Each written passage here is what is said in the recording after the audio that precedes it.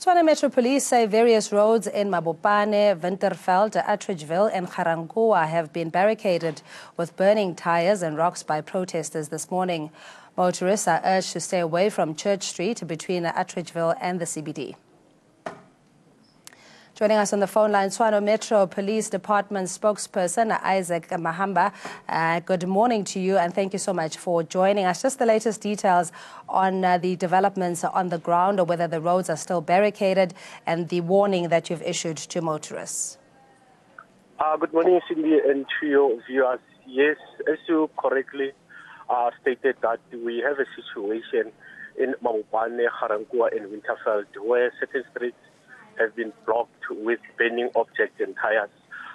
We advise motorists to avoid coming into the following intersections: Fakumakato from Medunsa, leading out of Garankuwa towards Mabopane and Garankuwa, M17, Molesema Kinta, and some other streets in Mabopane.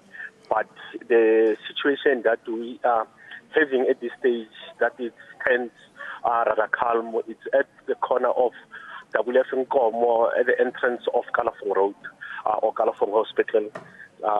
The taxi associations, they are fighting and they've blocked that intersection. At this stage, we like to urge motorists that are coming from West Park residential area into Kalafong. They should not at all come to that intersection that I've mentioned. They should rather use the N4. They cannot access that road. There's tires and the traffic is heavily blocked into that intersection. The information that we received at this stage is that the taxi are not happy about the certain individual that has been recently employed by the taxi association. Apparently, he came with a lot of changes that affect them. We are here, STMPD and SAPS.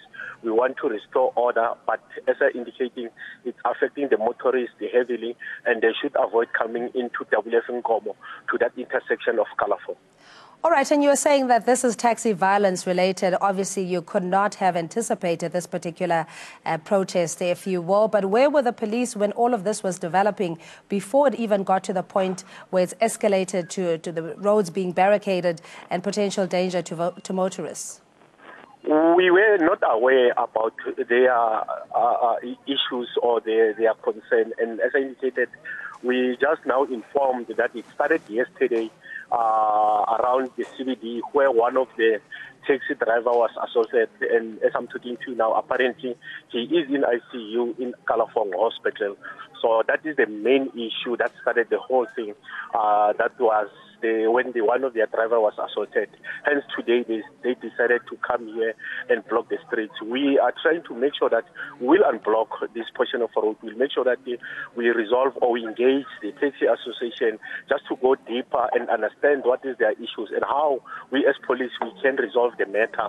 But the main issue now, as I'm talking to you now, we want to unblock. We want to make sure that the motorists that are not part of this, they are supposed not to be affected at all.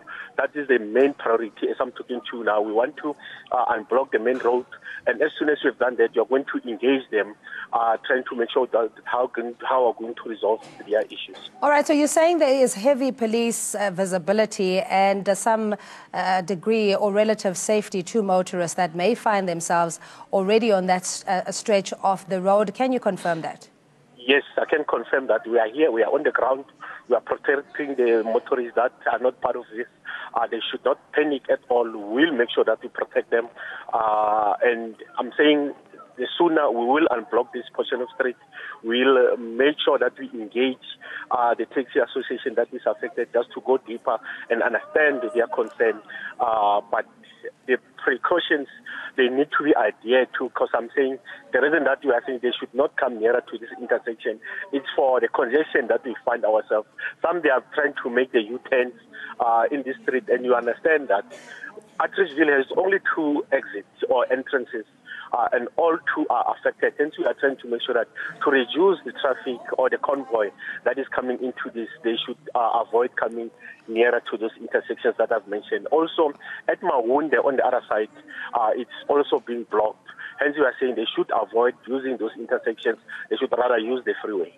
That is all right, helpful. and then are there pointsmen in trying to alleviate this congestion that you referred to and people making illegal turns on the road? Do you have adequate support there?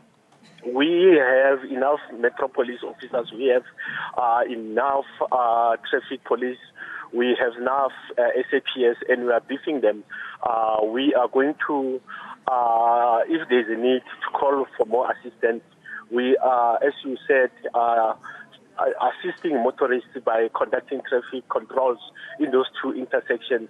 As I'm saying, you'll understand it's a smaller road, the WF Nkomo that is going into Atteridgeville, and it's a single roadway.